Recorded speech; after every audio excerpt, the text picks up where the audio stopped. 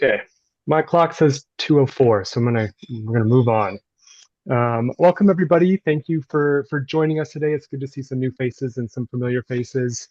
We have an hour here today together with Dr. James Elliott and Dr. Alex Priest, with lots of good questions and lots of good information. So we'll get to that shortly. First, I just want to say welcome again to the Cash Virtual Seminar Series. This is kind of our under the hood series for doing the practical work that we're all interested in doing and continue doing on aging, health, and in the environment. The Virtual Center for Health, Aging, and Environment, or CASH, is an NIA-funded virtual research center. Our kind of very condensed sales pitch here is that CASH aims to facilitate research and foster collaboration among a wide range of researchers working at the nexus of aging, health, environmental change, and related extreme weather events through targeted interdisciplinary training, like we have today, information sharing, like we're having today, and investments in research support. You can, of course, always reach out to CASH by visiting their website. You can reach out to me as well if you have any questions or want to talk further about CASH and what we're doing kind of to help the community. But for today, for our virtual seminar series today, it is my joy to introduce our two speakers, Dr. Jim Elliott, a friend and mentor from Rice University, and Dr. Alex Priest, a friend and colleague from the University of Alberta. Dr. Jim Elliott is the David W. Lebron Professor of Sociology at Rice University. His important research career has focused on asking large questions related to the social production of inequality through the lens of labor force dynamics, urban processes and growth, and disaster vulnerability and recovery. His scholarship is fundamental for our understanding of the social inequalities and vulnerabilities after Hurricane Katrina, a research program that has shaped much of his subsequent work. Currently, Dr. Elliott focuses on the unequal distribution of flood risks and the associated release of toxic pollutants, and the demographic processes that shape and follow these types of disasters. He's the co-director for the Center for Coastal Futures and Adaptive Resilience, or CFAR, at Rice University. We are glad to have him. And then Dr. Alex Priest, welcome Dr. Alex Priest. Alex received his PhD from Rice Sociology, you can see the connection here, in 2025, and he's now an assistant professor at the University of Alberta in the Department of Resource Economics and Environmental Sociology. He's a quantitative social scientist and social demographer with great spatial data and spatial analysis skills. His research examines environmental inequality and environmental justice broadly. And as we'll learn from him today, he focuses currently on how major climate disasters lead to social inequalities in residential relocation for households and communities. Both Jim and Alex use their lived experience to motivate and inform their scholarship, which I think is really wonderful. They enjoy fishing in their free time, and they're great colleagues and friends to know. So I'm excited to welcome them today. I will pass it off to Jim and Alex, and we will get going. We'll have about 35 minutes or so of conversation or of presentation, and then we'll open it up for Q&A after the fact. Take it away. Yeah, thanks, Alex. As I called Alex when he was here at Rice, Alex M, as opposed to Alex P, who you'll hear from in a minute. I was going to introduce myself, but Alex M did such a wonderful job. I'll just add the tagline that I feel a special affinity for CU Boulder, and glad to be there even virtually. So appreciate the invitation and everybody taking some time out of their schedules. I know it's a busy time of year. Hand it over to Alex, and then I'll tell you a little bit about how we're going to proceed. Yeah, no, I could not have introduced myself any better. I appreciate the kind word. I'm thankful, that Alex remembered me up here in the Great White North and invited me to come and, with Jim and give the talk. If you guys ever find yourself up in Canada, make sure to stop by Edmonton and say hi. But I'm really excited to talk with everyone about, some of the data that Jim and I have been using to, study climate movers nationwide. So I'll be controlling the slides, but I'll hand it back to Jim here. And we'll, take it away. All right. Yeah, thanks, Alex. So what we're going to do today is, as Alex M pointed out, sort of pop the hood on some data we've been using. At the center of that is really these consumer reference or trace data that we've been talking about. So what we're going to do is try to do that, but in an engaging format where I'll sort of give some of the, hey, this is how we conceptualize things, and then Alex we'll come in and sort of give you some of the details, and we'll share some examples and that along the way. But one of the motivations for doing what we did with the data is really sort of around some of the things we're trying to do here in Houston, including sort of I would say a cousin, smaller, scrappy center here at Rice that just started a couple of years ago on coastal futures and adaptive resilience that I helped co-direct. And so what we're trying to do is focus on things that are germane in that space to Houston, but are nationally and internationally relevant. So one of those things has to do with so-called climate migration or climate mobilities, in our case, because we're looking at shorter distance moves. And so that was really a big part of the motivation for, again, the data we're going to talk to you about, but hopefully you can begin to see some of the connections to your own work. And we can entertain those, in the Q&A as well. We'll just share what we've learned in that. So what happened in the space and trying to think about how is it and when is it that people in the US move from climate risks? Because we're in Houston, very flood prone area, we wanted to focus on flooding and in the process, how people move from this space and sort of adapt, if you will, through residential relocation. And in that, like a lot of scholars, we just sort of got frustrated with the publicly available data. So what it meant is that we needed to go and start thinking about these other sort of sources. So with that, we've done a number of things, but this is sort of an overview. Part of it was like, okay, what are the pieces that we need to make to put this puzzle together if the readily available data isn't going to do it for us? And then, so how do we make the pieces, and then how do we pull them together or slide them together to make sense of this? So in that, there's several different things we wanted to acknowledge that, we wanted to go local. We wanted to identify flood risks at individual household levels and do things that frankly weren't very easily attainable in the public data. So for instance, we thought about, well, should we go into a restricted data center and use census information to try to track individuals as they move from flood prone areas? And we looked into that, but still with those aggregated or those restricted data, you have to sort of leave the premises or come out of those environments with aggregated data. We weren't sure that was our first sort of ideal. And then we thought about, well, can we get access to these inter-county migration stream data that are restricted, say, from the IRS and whatnot? And again, the answer was no. People have done amazing work in that space already. And one of the missing gaps or pieces that we want to construct is, what are the local moves going on? Because we know most people are moving within counties, not across counties. So we wanted to sort of take those insights and move them down in scale and granularity. So what that meant was we needed to find another way to do this. We needed to find a way to focus on areas of interest and identify those first of all in our scheme. Where can we say people are moving in places they're taking flooding into account?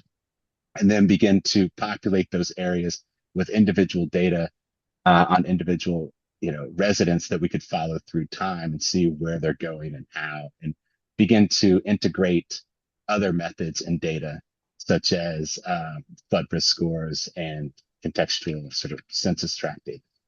So that's where we were. That's sort of the first piece that we need to get information about, is how and where to sort of focus.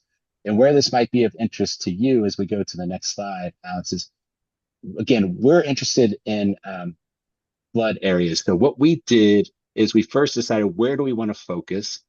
And our first thought was, okay, there's been some good research on flood buyout or flood acquisition programs at local levels. I think there have even been some in and around the Boulder area.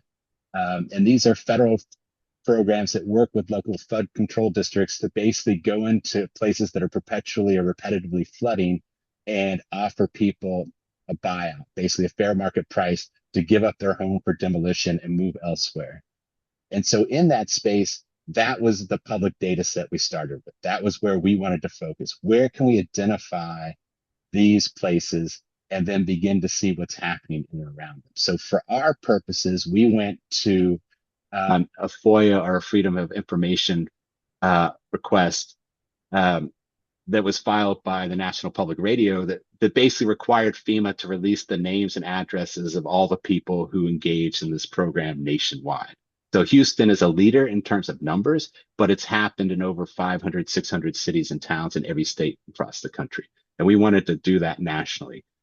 If you're in aging research, you might say, hey, I'm interested in where SNF facilities are, or skilled nursing facilities, or residential retirement communities, and use that as your anchor. That's one way to do it, to say, where am I interested in building individual granular data on populations and watching people move. So, but for us, what we wanted to do is take that list from NPR. There are about 40,000 folks in that database that have basically accepted voluntarily up into the year about 2017. We have their name, we have their address. Then we wanted to go and geolocate those addresses, but the people are no longer there because through participation, they have to give up their home for demolition and move. The federal policy is more interested in what that can save the National Flood Insurance Program, which is woefully financially insolvent. It doesn't really care much about where people go. And we're like, well, that seems important. So we wanted to find out where they go. So first, we wanted to build a buffer around each one of these addresses to think about what is our zone of retreat, so that we could begin to think about not just the people who are participating in the program are captured in that database, but the people around them and what they're doing as well.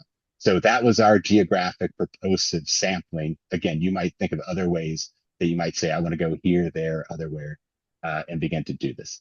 But with that, I'll hand it over to Alex on the, hey, let's build some buffers around these addresses. That's the concept, but what about in practice? Yeah, in practice, building these buffers around households was not methodologically challenging. It involved loading the data into ArcGIS and setting the half-mile buffer around them, which, helped to address things like the modifiable areal unit problem.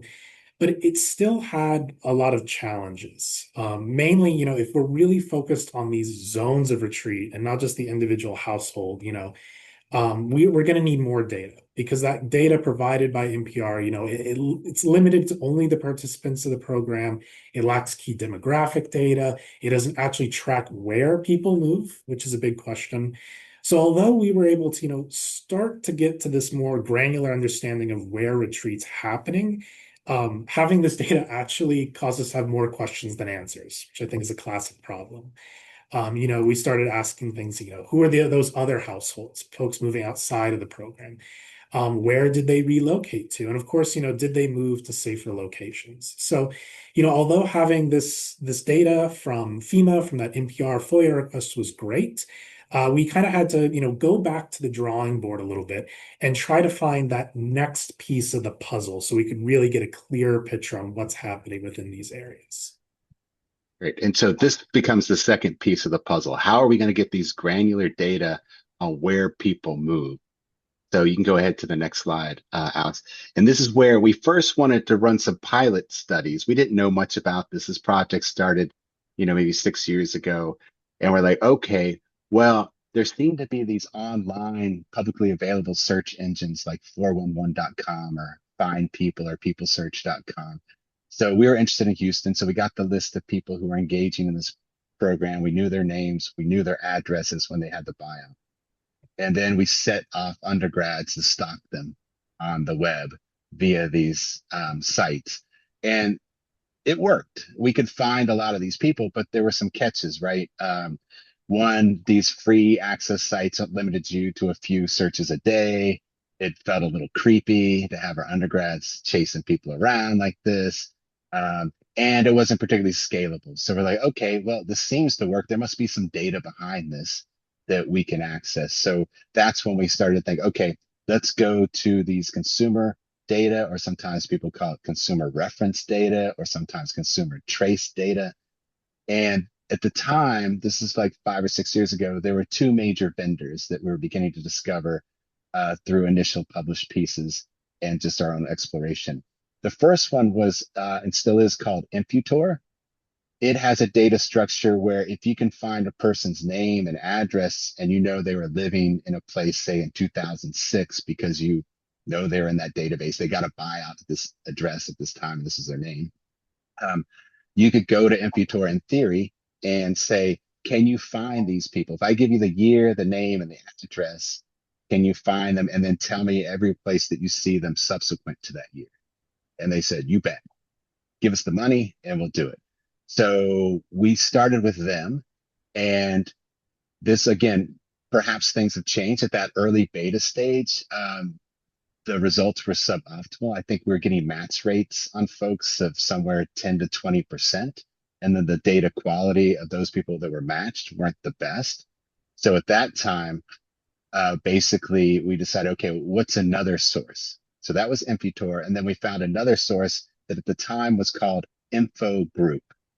It's since changed its name to Data Axle. And like Imputor, Data Axle is sort of a decent name because what they do is they're a proprietary data source, and they basically bring down as much data as they can get from as many sources as possible. And they basically use that and they bring it in through these axles and they create an algorithm and they are able to follow people and where they live. And so in that, um, they're doing this for business reasons. These were not data produced for researchers. So business reason, they're selling their data to Fortune 500 companies. And those Fortune 500 companies want to know where people live, particularly people of different demographic profiles, right? So they can target them and whatnot. They pay a lot of money. So the data quality, at least in the name and the address, is very good because they have to keep double checking and convincing the clients who are quite wealthy and powerful that the data are quality. What they don't have are observed or reported data on demographics we might care about, gender, age, for instance, race and ethnicity. Those variables they provide, they being data axle, but they're imputed data. And so that's one of the things we'll come back to, and you'll want to think about what's happening there. But thankfully, when we buy a cell phone or something that leaves a consumer trace and we give our home address or we have a frequent flyer program, we're not asked a bunch of demographic questions, right? So these are appended later. But let's say, okay, in theory, if you have a name and address, we can do the rest. Let's go forward and see what we can do with these data. If you're like us and you sort of start to walk this plank or this path, there are a few things you want to keep in mind. Uh, First, they come with legal agreements. This is part of their business model. So I think universities have gotten better at this, and we can talk about this in the Q&A. But when we first started, our university, Rice University, wasn't familiar with buying data of this sort and having legal agreements. So it took us a few months to make sure that we could meet the data axle requirements for the legal contracts, because it wasn't clear that our administration wanted to sign on to these things. And data axle did not want to provide the data if we didn't. You might say, well, why? What's up? Part of it's the sensitive nature of these data, right? You have names and addresses. That's part of it, but that's not really what's going on. What's going on is Data Axle and other companies like it want to make sure that you legally agree not to share the data with other people. Because if you do, you buy it and you share it beyond your research group, then everybody in the university, or maybe your partners at other universities, get to use it and they don't get to charge those people. So the legal agreement is about limiting the data access to a specific team for a specific project, such that you can have multiple contracts and data of these sort at the same university, and each person or team is being charged. So first thing, you're going to get into legal agreements on that front. The other thing is cost. We got early mover status. I think we got some breaks because we were early on. Now I think, and the prices keep moving. It's about you buy these years or data typically in a panel year. And now the going rate per panel year is about $7,000. And the data are pretty good quality from about 2006 forward. So you can do the math. If you want all of it up to, say, 2025, you're paying 100,000 or more. That's sort of the cost there. The other thing is that you will need a secure data environment. Part of the legal agreement is that these data will sit in a place that is very restricted in terms of access. So there's not an oops moment where their private data that they're charging everyone for suddenly becomes public. So that's how it is in concept. Okay, we'll get the data, we'll have some imputed data, we'll make some decisions about whether we use those imputed data about the demographics or not. We'll get into the legal agreements and we sort of bring it down. And and then Alex can say a little bit more about how the imputed stuff works in practice. Yeah, the imputed variables are some of the more interesting ones, I'll say in there. When I started this research, and the variable names we have on the screen right now are just kind of a short list of some that are in the data set. But one I was really interested in was that owner-renter variable, right? If you're interested in studying relocation due to climate change, natural hazards, that's a big one. But when I popped open, this data set and got in there, I was like, here's my silver bullet, right? This is gonna this is gonna solve my research problems. But what I found was not a binary, are you a homeowner? Are you not a homeowner? Are you a renter? But rather it was like this, 0 to 9 kind of Likert scale variable where, again, they are predicting the likelihood that a household either owns or rent their home. So in this case, this is an example from February 2019, a little graphic we got from Bob, who is a data axle representative. But, it really shows kind of, the variability around some of these predicted variables. You're looking at it and you're thinking, okay, two most likely renters versus three most likely renters. When it comes to, operationalizing these as part of, models or even theoretically, it's like, what really are the differences here? And so, as Jim mentioned, we really homed in on just those address variables rather than these kind of predicted likelihoods. But it's still interesting to know that they're in there, even if you choose not to, actively use them as part of the research. Next slide.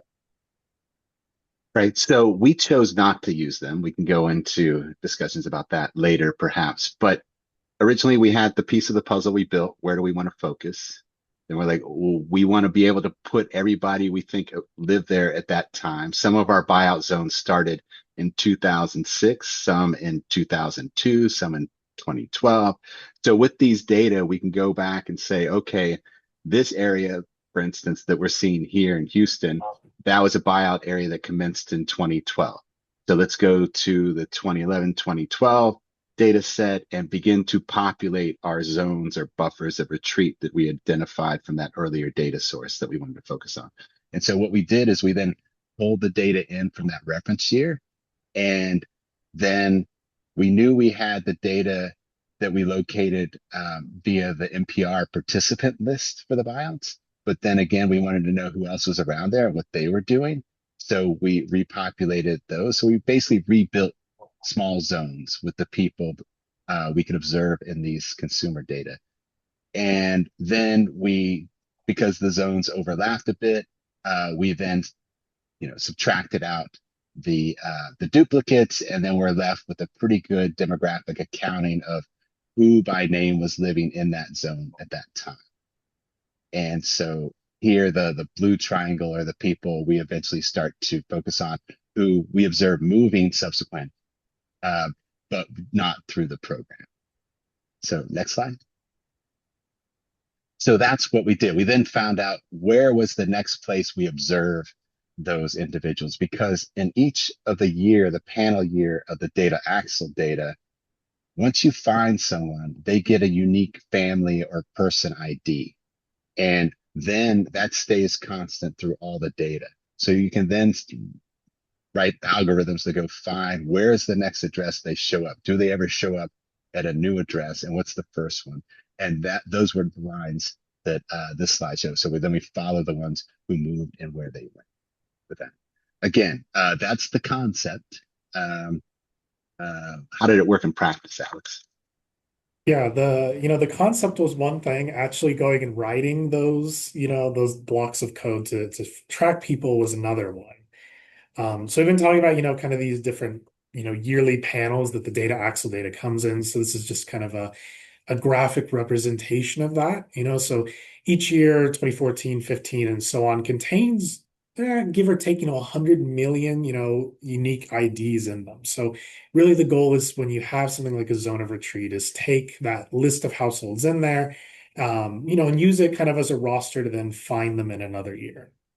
What becomes challenging, that's one thing to do between like 2 years. So in this example, between 2014 and 2018, you might be able to find a household at, 123 Main Street versus 55 Park Road. You can compare the difference in addresses to kind of see if a move occurred. But it becomes quickly, a little bit harder to do and a little more complicated the more years you add into. So the longer and more granular you want to make that residential history for an individual or household, the harder it becomes.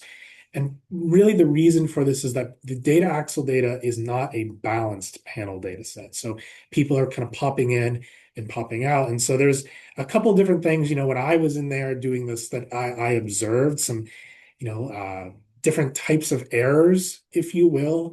So this is, again, just trying to graphically represent it. Start off, you just have kind of what you would expect, this kind of normal tracking of a household from year to year. So, you start in 2015, 123 Main Street. They stay in that address in 2016. And then, in 2017, maybe they remain there. Maybe they switch their address. But, you can find them in every year. You can make sure that they're either consistently in that location or they're, relocating somewhere else. One of the issues I ran into, though, which really took me back to my early years in grad school, is, kind of the difference between validity and accuracy. So one of the things I want to do is be really accurate when it came to, kind of comparing those addresses between years. So I, kind of put together a couple of the different identifiers to create a full postal address. I mean, everything from the house number down to the zip code. But what ended up happening is I found out, and this is kind of this second type of error, these false positives, was that occasionally in the data, the way street names are written would change. So one year you'd have 123 Main Street, and the next you would have 123 Main Street, but with street spelled out. And so because of that, although I had this very accurate descriptor of what the address, was, it wasn't necessarily always the most valid measure. So I kind of had to back up a little bit and use a less, fine-tuned measure of that. The other one was, just household attrition. Data Axle focuses on, includes people who are over the age of 18. So people either aging into the data set or falling out of it. But one of the most interesting things we observed was kind of this whack-a-mole, where households, like their unique IDs would be dropped from a year, but then they would resurface in a later year. And it was this really confusing thing where, if Data Axle observed you here in 2015 and here in 2017, why was, maybe there a missing gap in between? So we went back and we chatted with a couple representatives, chatted with Bob, who was fantastic in, answering some of our questions. But one of the things he let us know is that kind of whack-a-mole pattern we were observing was due to how they kind of maintain their records. So he went on and said, kind of an email to us that, records that don't have any source that verify their existence within a 24-month period of age kind of drop off of the data set and no longer become active records. But at a later date, Data Axle finds them again, they kind of reactivate that unique ID, that unique household ID in that year. So it again creates this kind of interesting pattern where people can pop in and then pop out of the data set. And again, the more years you're adding in, the more likely that's going to be the case. So, things can get a little complicated. It's not always as easy as just, here's everybody in this year, here's everybody in that year. The other big thing, I ran into was computational limitations. So one thing I got incredibly comfortable seeing was a lot of error messages on my computer. Part of this was because, as Jim mentioned earlier, we had to work in that secure computing environment. So this was a virtual computer I would access with my laptop, and that was a shared resource. And when you're lugging around these big data sets, some of these yearly panels, can be, 20, 30 gigabytes. And so when you're working with a computer in a virtual environment that, is limited to 32 gigabytes of RAM, frequently, I'd run into, again, this issue where there just wasn't enough RAM to be able to process these things. So one of the big lessons I learned was, work in small batches, do some test runs before going to the full data, and, be comfortable to, start trying to track people and, step away, go grab lunch or dinner with friends, and then come back because it's going to take a little while to run through some of these data sets. But, when it does work, it can be really great because you can track people both through time and space, whether they're moving across the country or across the street. And so once we had that really great data, then it came to the a little more fun part, which was, adding some of that risk and community context. Great. Next slide, Alex. So we're not going to spend a lot of time here. This is the third piece where you can begin, once you know where people are, where they're moving, you can append different types of data. So we found the data, we then followed people, and then we're interested in sort of relative change. So one of the things we were interested in was whether or not there was positive adaptation. Are people moving from a higher flood risk home address specific to a less flood prone specific address? And so we got in touch with the people at the First Street Foundation who allowed us to use their data and match it to origin and destination addresses. This is just an example of how that works using Alex as our guinea pig. His family home there is in West Plains, Missouri. They have a low flood factor, not true of a lot of his folks in that town, but his family home is up on a hill. Good job.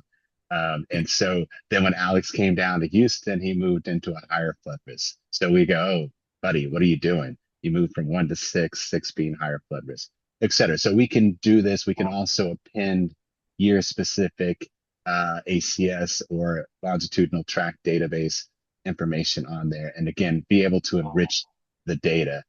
We can get into that in Q&A. I assume that data merging is something folks are familiar with. It's just a matter of which data you want. So with that, maybe what we'll do is we'll just go to a couple use examples, like how did we actually use these data? And I'll kick that off. Yeah, let me oh, my apologies here. Sorry. Wrong button. There we go. Wrong hazard. Right. Yeah, Anyway. yeah, right. Yeah, sorry, technical errors. Yeah, so what can you do with these data? So probably hard to see here. If we have time in the Q&A, we can go to this interactive tool. But one of the things we wanted to do at the center that I mentioned was like help people out to be able to see what was going on. Because we were doing these studies, we're following people. We got a lot of planners and a lot of people who are considering managed retreat or buyout programs because that's administered or requested from the local level. And like, what's going to happen? So this is a site, it looks messy. That's not what happens when you go there. But the idea is you can pick a certain year, 2006, or you say, no, give me the whole sweep of time. Where did buyouts happen all the way across the country? You can then zoom in to your neighborhood or town of interest. And then you can click on that and see how many people moved through the buyout program that demolished their home. How many people moved through the market and basically transferred their risk to someone else? They got out, but someone else sort of came in behind them. And how far do people move on average from those zones? So one of the things we found is sort of akin to I think a concept that Lori's worked on a little bit of, I don't know, I'm thinking about is tethered resilience. The average distance people are moving from these zones of retreat is about 5 to 7 miles. So that's shorter than the average commute in the US. So they're moving to stay in place in a sense. But the other thing we found in those flood factor scores is, man, these folks, when they move out of these zones, they are not moving into a risky home. They're unilaterally going into a low risk zone. This climate signals are very localized. So maybe not everybody in that neighborhood or town is thinking about it, but these folks are, because it's been part of the neighborhood conversation. It's been part of, hey, we're experiencing. So those are some of the things we found. I might mention before handing back to Alex, being able to create these data in these zones, like I said, allows us to do other things as well. So once we populated all these zones with who was there during the buyout and then we followed them, we could use that as a sampling frame to field a survey. So we worked with the survey vendor to basically find out where people are. The people who stayed are still in the same address, but people who moved in different ways, and be able to basically survey them on their experiences and risk perceptions and decision-making sort of assessments in that space. So we could add that, and we could also get sociodemographic data, which we haven't tested yet, but we could sort of see if the validity of the imputed scores and the data actually were matching up. So that's one way. But then in the survey, we fielded and received about 560 completed surveys of stayers, movers, and sort of market movers. And then we asked them at the end, are you willing to sit through an interview and tell us a little bit more about your experience? So those interviews lasted about 30 minutes on average, and we've collected about 120 of those and transcribed them so far. So trying to make sense of this. So it can lead towards identifying and following people specifically and trying to build these uh, multi-method data sets, if you will. And I'll hand it over to Alex for the final example or set of examples. Yeah. Um, me. Sorry. Oh, that's not good. Sorry, John. I'm realizing this. I think we're looking at the older version of the PowerPoint here. Okay. Um, Maybe you could just talk a little bit about. yeah, I'll just talk through. I apologize, folks. I had two versions of the PowerPoint up here at the moment, which did not play in my favor. But one of the things that I did for this data is, we focused a lot on, this individual, kind of tracking households across time and space, just individuals. But one thing that I've, recently begun to do is start to aggregate that data up to, the block group or census tract level. And I think, one of the questions I often get is why would, you aggregate up this really granular data? And part of the reason why is because even at an aggregate, even when aggregated, it still offers a lot more granularity when it comes to understanding where and how people are moving, right? Even if I'm focusing on a block group, if I'm interested in community dynamics, using this data as the foundation helps me to, make sure I'm counting people who are moving, even if they don't cross kind of a different demographic boundary, the boundary of a census tract or a block group.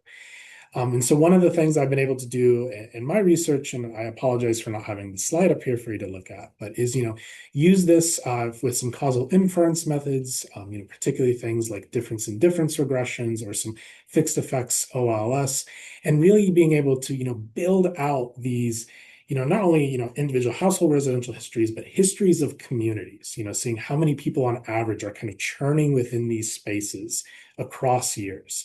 And then when it comes, to the impact of hurricanes, I'm particularly interested in flooding, using that flooding, kind of as that treatment variable, looking at different levels of treatment. Did you flood a little bit in your community? Did you flood a lot? And so, again, really being able to, use this granular individual data to then be able to, jump off and speak about community dynamics. So even if you're not someone who's, focused on households, you're more of a community person, there's still a lot of, really, valuable reasons why you might come to a consumer reference data set like this to, again, be able to understand what's really happening within those spaces on a more granular level. And so with that, I think we'll go over to the Q&A, and we can talk a little bit, maybe if you guys have more questions, on some of those details, I can maybe try to find very quickly, that updated PowerPoint so we can look at some of those slides. But besides that, excited to hear from folks, and yeah, answer any questions you guys have. Thanks, Jim and Alex. This is really helpful and informative. There are some great questions in the chat, and I have, as usual, a running list of questions of my own. But I always want to give folks in the audience just a second to reach out and either put a question in the chat or just raise your hand. And Julia, if you'll maybe help me moderate a little bit, that would also be helpful, at least in identifying who has a hand raised. And yeah, we'll go from there. Jim or Alex, if you guys want to maybe stop sharing a screen for now so we can get a Yeah, sure gallery and thing. look at one another. Cool, that's great. All righty, let's see. I see Lori with a hand up first. Go ahead, Lori. Should I just ask with words my chat questions? Okay. This is just really simple. Did you just go to NPR and ask for these data and sort of what did that entail? And then the second question is why half-mile buffers? All right, I'll take the first swing and then Alex can clean up. But the NPR data goes back and forth. They made it publicly available once they finally got it. But they said, hey, we're interested in the buyout program. And they went to FEMA and said, give it to us, it's public. And FEMA said, like a lot of the census stuff works, no, it's private. It's individual data. It was their home sale. You can't have it. It's a violation of privacy. NPR said, no, it's public interest. You're spending taxpayers. So back and forth, they went in the courts for a few years. And then basically the courts compelled FEMA to release the data. And so then they published it on the website under the glorious banner, the data FEMA didn't want you to see. And then a number of us immediately like, oh my gosh, it's in an Excel file. This is brilliant. Love it. Download. And then it was off to the races. So we then did that. What you then realize is those data aren't perfect either, because it might come from FEMA, but the way the program works, and this is true of a lot of local community development efforts, is like the local flood control district in this case applies for grants and shows the cost benefit analysis of spending a lot of money to get people out of the floodplain so that they don't have to, they being FEMA, keep spending money through the National Flood Insurance Program. So it's really, once that's approved and comes down, it's the local jurisdiction that keeps the records. They're the ones who're supposed to like make sure it all comes. You can imagine if you have that happening across a lot of different places, there can be some slippage and sort of tightening the screws later on. So we got the data. It was pretty good. We got name and address all the time. Then some of the other variables, price paid, owner, et cetera, were not as clear, but that was nice. We got it, and we looked at it, and some other teams have looked at it too from different angles. So we've been able to corroborate some of that. The why the half mile buffer, arbitrary, but we thought useful. That's about how far people are willing to walk their dog or, sort of do this. It's about a 10-minute buffer. So the idea is that you are aware that a buyout program is going on on your neighborhood, even if you are not approached to take a buyout because there are only limited funds. But it's a sort of a neighborhood Melu approximation. But given everything we did and all the complications you saw under the hood, we have not been compelled to like go redo this multiple times to see if the half buffer gives us different answers. Thanks a lot. But yeah, Alex, do you have any thoughts on the buffer or any of that? Yeah, no, I think the half mile, walking your dog is kind of true to the story. As I was working on this project, walking around my own neighborhood. And I think, especially when we're focused on, a national kind of, project and survey, even on a granular, census unit, like a census tract has a lot of variability, across the United States, depending on population density. So having that half mile really helped, kind of keep it standardized, but also give enough variability in there while also making sure, people were probably aware. So yeah, I think the half mile was just something we settled on is, people would be aware of what was happening in that space. I may follow up quickly just because there was another question from Catherine Foster that's related to like how the administration of the program. Catherine, do you want to ask that or do you want me to articulate it for you? Yeah, I can go ahead and ask that. So I know that the national buyout program often experiences high dropout rates. So I was wondering if the NPR data included everyone who has participated in the buyout program, even if they drop out later on, or does it only show the people that have had actual transactions go through? Just because I think it would be interesting to know about the people who are dropping out of the program and maybe why, and maybe if they're moving later on. So I was just wondering if you can see that within the NPR data as well. Yeah, and I'll continue to take the first swing since I was on watch for those data. Right. Short answer is we only see the properties and the names of the full transactions. The medium answer is even when we said, hey, can you tell us everybody that you made an offer to? They said, no, we didn't even want to share those data. NPR made us do it. The courts made us do it. So the idea, even locally, where we went to our local flood control district and say, hey, can we get the scope of where you offered and where people took note?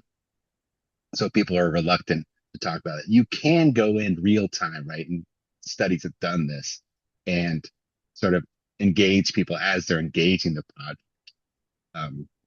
I try to put it that way, but we were trying to go more expansive and so couldn't get that. Thank you. In here, a bit of a broader question to y'all. Just when we're thinking about, sorry, I'm getting a bit of an echo. Okay, that's better. So when we're thinking about mobility responses, residential mobility responses to environmental change, to disaster, I think that I tend to run into the problem of um, mobility data is in one place and individual level data is in another place. So you guys ran into that with like the demographic data and kind of navigated to use or not to use some of the imputed data from Data Axle. But for health researchers and aging researchers, especially, there's a boatload of data about health and health outcomes, and it's here. And there's a boatload of data about mobility that's here, and like getting them to talk to one another is really difficult. And so I'm curious if you see um, future possibilities for that, or if you think that thinking about mobility and mobility responses is better suited to help us understand like risk exposure, which is something that maybe then predicates a health exposure or health outcome, but is not directly, you're not directly measuring asthma or something like that. And so I run into this issue all the time of can I use location essentially as a form of risk exposure, and is that suitable when we're thinking about residential mobility? No, echo your thoughts, right? These are the pieces of the puzzle, and the world wasn't made for us, unfortunately, and lots of people want to keep it that way. But I think what our experience is, you can, in general, think of it going two ways, and maybe they're connected. You go, oh, I have a list of people, and I know where they lived, and I'm gonna go figure that out, and then follow them, and I have some data about those people that I can carry with me, and I don't have to already from the FEMA data sources did not have those data. So we weren't, or they weren't complete. So, or you can go to, okay, this is a geographically propulsive area of interest. So here in Houston, for instance, we work with flood prone communities, and they're very diverse because we have 22 different watersheds just in the central area. And some of those are very polluted and they have cancer clusters. So one of the things we're trying to figure out is what is the industrial history of an area as it begins to flood, and then begin to think about exposures and who's been in there longer, who's not, because the life expectancy data we have at those aggregated spatial units are quite dramatic. We have census tracts here in Houston have some of the shortest life expectancies in the country, I think like number 2. So we're trying to figure this, but that's going to something else that's identified as a health risk or outcome, and saying, okay, how do we use that to sort of leverage where we're going to go? But the ideal situation is you have the names and you have a bunch of information about them. You're in a secure environment, so you're not leaking that personal information out, and you're able to do things. But basically, you're recreating your own restricted data center where you have more control over what you do. Gotcha. Thanks. But Alex, do you want to talk, Yeah. Alex P, a little bit about Yeah. how you did because we did flooding, but you've done some work on hurricanes and exposure that way, maybe. Yeah, I think, a lot of this is using data to, understand the space that households are in, not necessarily the direct impact of things like hurricanes to a household. And one of the ways that I often try to, make myself a little bit more sure of what I'm observing is I frequently use, varying levels of impact in my analysis. So whether that's different flood levels or, different measure, wind speed measured in miles per hour to kind of, see, is this really just a hurricane impacting an area, or is, something specific about the level of impact experience? But I think, when I first heard your question, a lot of how I think about that is, not necessarily as a methodological challenge, but sometimes a theoretical one. And, being careful to, saying just because, I can locate someone here when a flood occurred doesn't mean that the flood was, this sole determining reason for why someone might move, even from observing it. So, being careful to understand that, even when you can link data like this together, that, at least in my research, on flood impacts and relocation, these are very, multi-causal decisions, right? There's a lot that goes into that. So, understanding that it's very powerful data, but, with the great power comes great responsibility, I guess, if I want to use the cliche. But, it takes some consideration when you're working through it, for sure. I might just add one sort of smaller caveat, which is when and how you might rely upon imputed data to get those missing blind spots filled in a little bit. So one of the challenges of data axle data is we just don't know what their imputation strategy is, and it wasn't built for us. So it's like, okay, I'd want a validation. So maybe you have to go do the survey stuff, but that's going to cost money.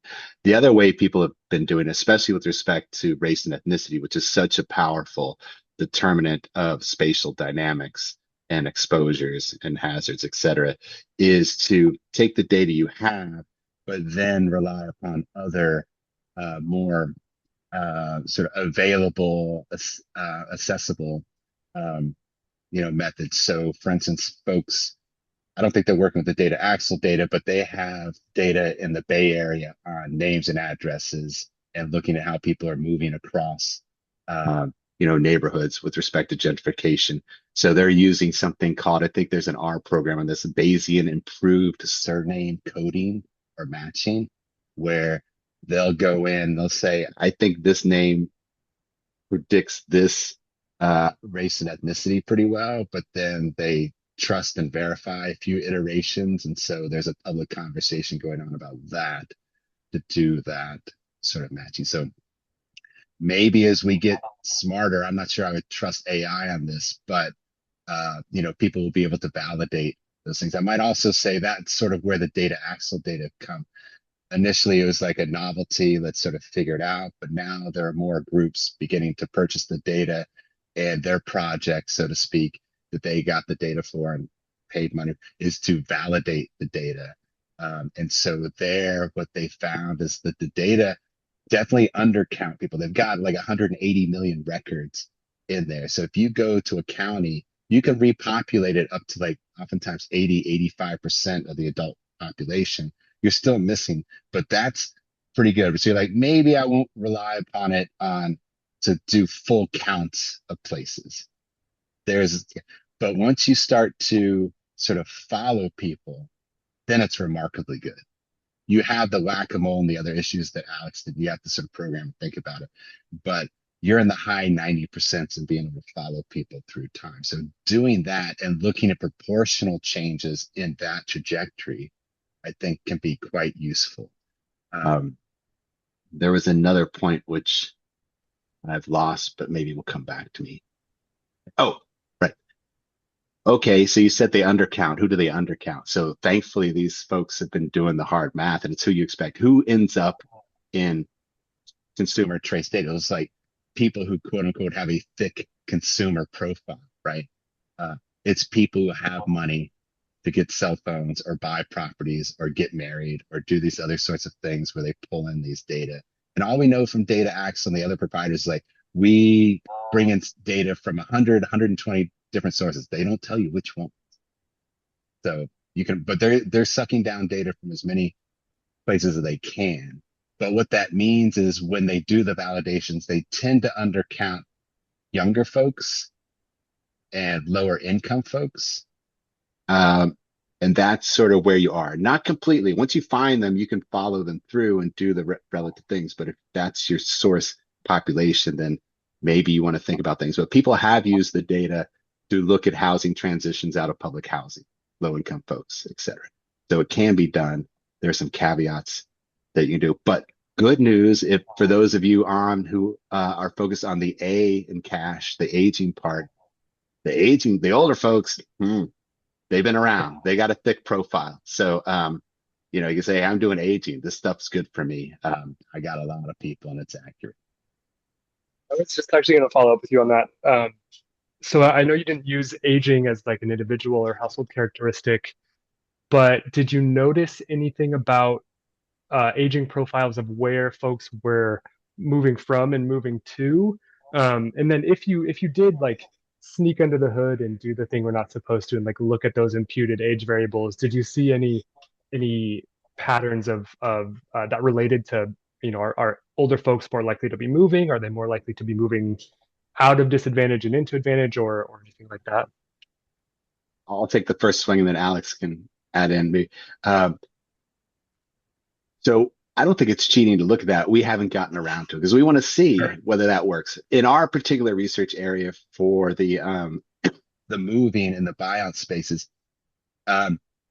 we find that the folks that we're surveying are older in general. Partly that's who fills out surveys, but it's also partly those are the people who sort of move and most people we found from the literature, including stuff done here by our colleagues and sort of longitudinal ethnographies of flood prone Houston communities. Um, if their plan was to get into the neighborhood for a good school or for some other reason, then the first flood or so is not going to dislodge them because their intent was to get there, not to get out. But as you age up and get some equity in your home, and you're like, okay, well, I made it through the first pass. I was going to retire or move on eventually, so this will accelerate it. So our survey takers are, I would say, average age of 60 to 62. Now, many of them are reporting back on a buyout. We talked to them in 2025 and they're taking a buyout, say in 2005. So they're reflecting back. It's still pretty fresh. These things stay in their mind. But so maybe you're getting older people, but they've had this experience, back when they were 40 or something. So it depends in part when you find people, right? And if you're going to follow people through time, how old they're going to be. But that's sort of my 2 cents. Alex, did you find anything or Yeah, reminisce about? I have to, I think I did some, so in a study that I'm going to be presenting at PAA this year. So if you're going to come to PAA, maybe stop by, we can chat over coffee. But, I looked at, 5 million households, across the US. And so I did not look at age, but I did do, some comparisons against, census, ACS data in that age. And yeah, I mean, as Jim said, it definitely skews older than, something that might come from the census. But, um, yeah, I would have to go, back under that hood, like you said, and look if there's actually a pattern to what's occurring in those spaces due to age. Appreciate the answer. Um, well, we are at time. I certainly am willing to stick around just a little bit longer if anybody wants to chat things cash related. Jim and Alex, you're not obligated to, but you're more than welcome to hang out. But in lieu of it being 3 o'clock, let's maybe all just offer another virtual round of applause and a huge thank you to Jim and Alex for their insight and this really great back and forth of taking the broader approach and then understanding what happens under the hood and on the technical side as well. I think it was a really productive way to do a presentation. So thanks, Jim and Alex. I'll stick around a little bit longer. Otherwise, everybody have a wonderful Thursday afternoon and stay safe out there.